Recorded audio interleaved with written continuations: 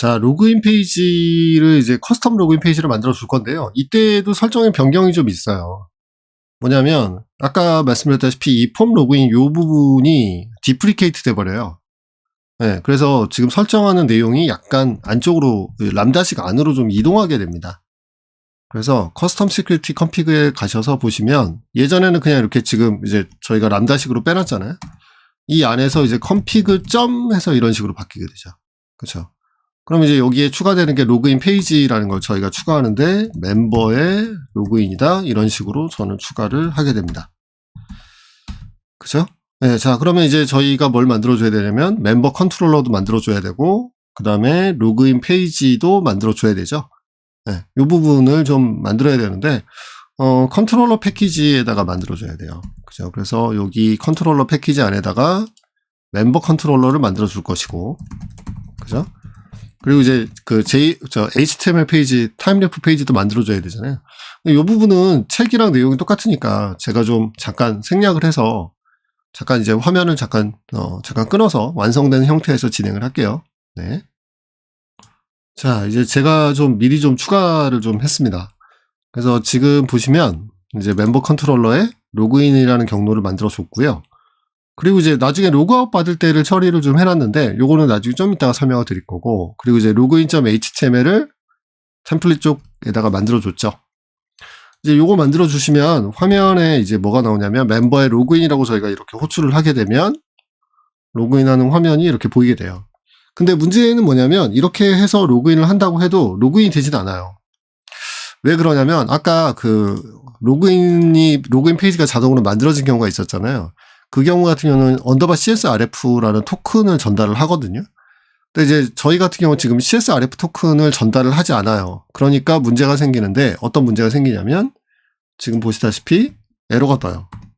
403 에러가 뜹니다. 네. 403 에러는 포비든이에요. 그러니까 이제 뭔가 얘에 접근할 수 없다라는 건데 이 원인은 뭐냐면 CSRF 토큰 때문에 그래요. 그래서 이게 이제 정상적으로 동작을 하려면 CSRF 토큰 값을 아까처럼 전달을 해주거나 아니면 디세이블을 걸어줘야 되거든요. 이제 API 서버처럼 이제 나중에 만들어서 쓰려면 이제 디세이블을 해주는 게 좋죠. 네. 그래서 그 CSRF에 대한 설명은 제가 그 책에다 해놓은 부분이 있으니까 네, 보시면 될 것 같고 저희는 요거 있죠. 요 부분의 설정을 이제 스프링 부트 3.2 버전으로 세팅을 바꿀게요. 요거 또 똑같습니다. 그 람다식으로 빠지는 것만 생각하시면 되는데 네. 지금 보시면 이제 CSRF도 보면 이렇게 빠져 있잖아요. 그죠? 여기에다가 이제 잘 모르겠으면 컨피그라고 하시라고 그랬잖아요. 그죠? 그러면 이제 여기 config.disable 해서 나는 CSRF 토큰은 사용하지 않을 거예요. 라고 명시를 해주는 거죠. 그죠? 네. 이렇게 지금 설정을 바꿔줬어요. 자, 그러면 이제 로그인을 한번 테스트를 다시 해줘야 되잖아요. 그러면 일단은 가짜 로그인 했던 정보들부터 싹 지워야 되겠죠? 그래서 쿠키에 있는 JSession ID를 먼저 지울 거고요. 그리고 나서 이제 다시 로그인 페이지를 보고 유저1에 1빵빵빵 해서 테스트를 진행했을 때 로그인 정상적으로 이루어져야 돼요. 자, 여기까지 해서 이제 커스텀 로그인까지 처리가 된 거예요. 네, 그리고 CSRF 디세이블 시켜놓고 로그아웃 같은 경우는요 우선은 로그아웃이라는 경로가 있는데 여기서 좀 조심하셔야 되는 게 저희가 CSRF 토큰을 디세이블을 걸어놨잖아요. 그쵸? 그러면은 로그아웃은 돼요. 무슨 얘기냐면 그러니까 그 CSRF가 만약에 활성화가 되어 있으면 로그아웃을 할 때는 포스트 방식으로밖에 로그아웃이 안 돼요. 근데 지금 저희는 디세이블을 걸어놨잖아요. 그러면 이렇게 딱 호출을 해주면 로그아웃이 자동으로 딱 처리가 돼요. 자, 저희가 로그아웃이 됐다라는 걸 어떻게 확인할 수 있죠? 저희가 로그아웃이 됐다라는 걸, 이 로그아웃이 됐다라는 걸 확인하는 방법은 보드에 아까 레지스터를 호출했을 때 프리어설라이즈가 걸려있기 때문에 걔를 통해서 확인할 수가 있어요. 자, 보시죠. 그러면 제가 가려고 했는데 보드에 레지스터를 호출을 했는데 로그인 페이지로 튕겨내는 게 보이죠? 그죠? 이 얘기는 이제 얘가 막았다는 얘기죠. 그죠? 리스판스를 보죠. 여기 이제 리스판스를 보면, 그죠? 뭐, 막혀 있다는 거죠, 지금. 이쪽, 로케이션 지금 보이시죠? 일로 튕겨내버린단 말이에요. 네, 그래서 이렇게 튕겨낸다는 얘기는 이미 로그아웃이 돼 있는 상태라는 거죠. 그죠? 이렇게 해서 확인을 해주시면 돼요. 자, 그러면 이제 여기까지 이제 처리가 됐으니까 네. 이제 저희 로그아웃 됐을 때 화면을 좀 이쁘게 좀 보여줄 필요가 있을 것 같아요. 그죠? 그래서 로그아웃 그 세팅을 보면 조금 요런 부분 있죠? 요 부분을 좀 추가를 좀 해서 화면에 로그아웃 돼 있는 메시지가 나오는지 확인을 해줄게요. 여기는 login.html이죠. 폼 태그 바로 위쪽에다가 추가를 해주면 됩니다. 이렇게요. 자, 이렇게 이제 변경을 좀 걸어줬고요. 그리고 나서 이제 원래 로그인 한번 했다가 로그아웃을 한번 호출할게요. 유저1에 14개 호출을 해서 로그인 확인해주고, 그리고 이제 여기서 제가 로그아웃 할 수 있다고 그랬죠? 그냥 슬래시하고 로그아웃 해주면 되죠. 그러면서 이제 로그아웃 됐다라는 메시지를 확인할 수가 있게 되죠. 자, 여기까지가 이제 커스텀 로그인해서 처리하는 부분까지예요. 네, 여기까지 설명해 주면 되고, 그 다음에 이제 리멤버 미 기능은 굉장히 좋은 기능이죠. 처음에 보면 너무 획기적인 기능이라, 그죠? 자, 그럼 이거 만들려면 이제 테이블 만들어줘야 되잖아요. 테이블 만들려면 저희가 데이터베이스 연결을 좀 해놔야 되겠죠. 그죠? 그래서 데이터베이스 연결 먼저 좀 확인을 할게요.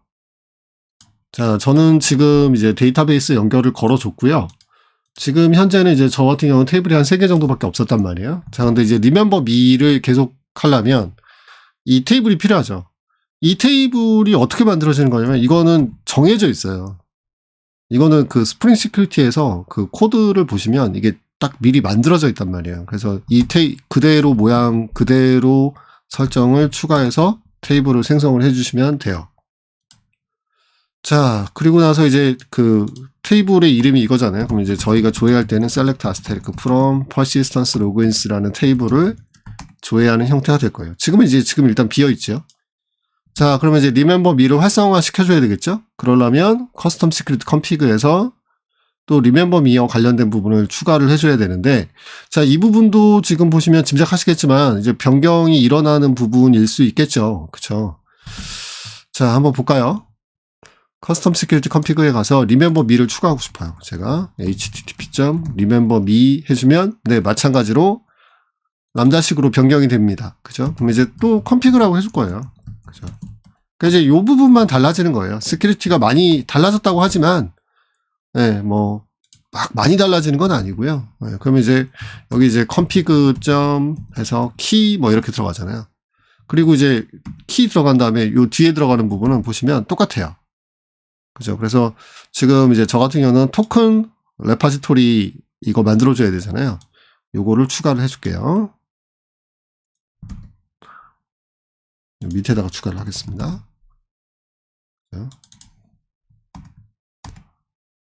그리고 이제 JDBC 토큰 레파지토리 쓸 거고, 데이터 소스가 필요하잖아요. 이 부분. 이 데이터 소스를 또 주입을 받아야 돼요. 그쵸? 그래서 요 위에 보면 제가 이제 얘를 주입받는 부분이 이제 필요하게 되죠. 네. 요 부분이 이제 필요하죠. 그죠? 그리고 이제 유저 디테일스 서비스도 좀 필요하단 말이에요. 그럼 이제 요 두 개를 저는 이제 주입을 받으려고 합니다. 그러면 주입받으려면 또 required argument constructor 필요하잖아요. 그쵸? 자, 그래서 요 두 개를 이제 주입받을 수 있도록 세팅을 바꿔줄 거고. 그죠? 자, 그리고 나서 이제 여기에다가 추가를 해주면 되는데, 추가하는 내용은 요 부분은 똑같단 말이죠. 그러면 이제 저희는 요 부분 요렇게 복사를 할게요. 그래서 여기 해서 점 키 해서 이제 이 설정은 다 똑같죠. 네, 이 설정은 다 동일합니다. 자, 그러면 이제 화면 요거 설정이 이제 제대로 됐다면 화면에서 확인을 해줘야 돼요. 그렇죠? 그러면 이제 화면 쪽에다가 맨 마지막에다가 체크박스가 필요하죠. 네, 그래서 자동 로그인 부분을 갖다가 좀 추가를 좀 해줄 필요가 있는데, 지금 보니까 이제 패스워드 밑에 div를 하나 만들어서 제가 처리를 하고 있거든요. 그래서 요거를 복사를 할게요.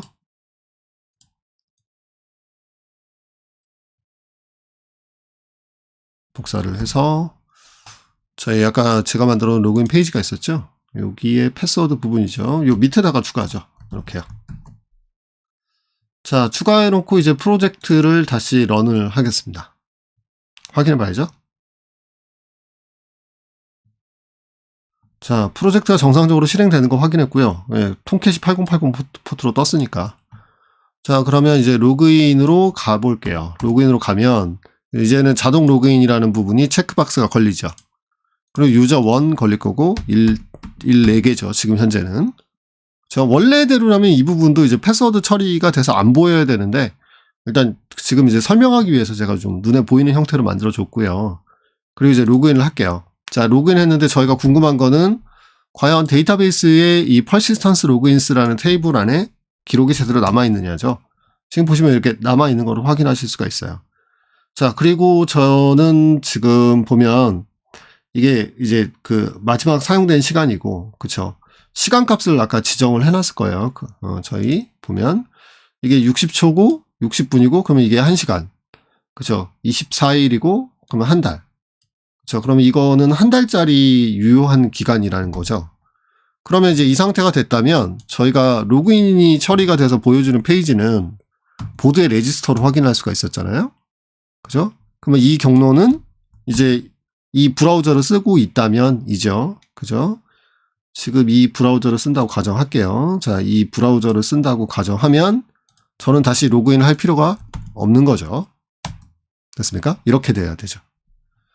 자, 그러면 아까는 32분이었는데 지금은 33분으로 바뀌었어야 되나요? 라스트 유즈드가? 맞죠? 확인해 보시면 그죠? 라스트 유즈드가 33분으로 변경된 걸 확인할 수가 있죠. 여기까지가 이제 스크립티에서 가장 기본적인 세팅의 변경에 대한 내용이었습니다. 그죠? 자, 여기까지 해서 잠깐 한번 또 끌어갈게요.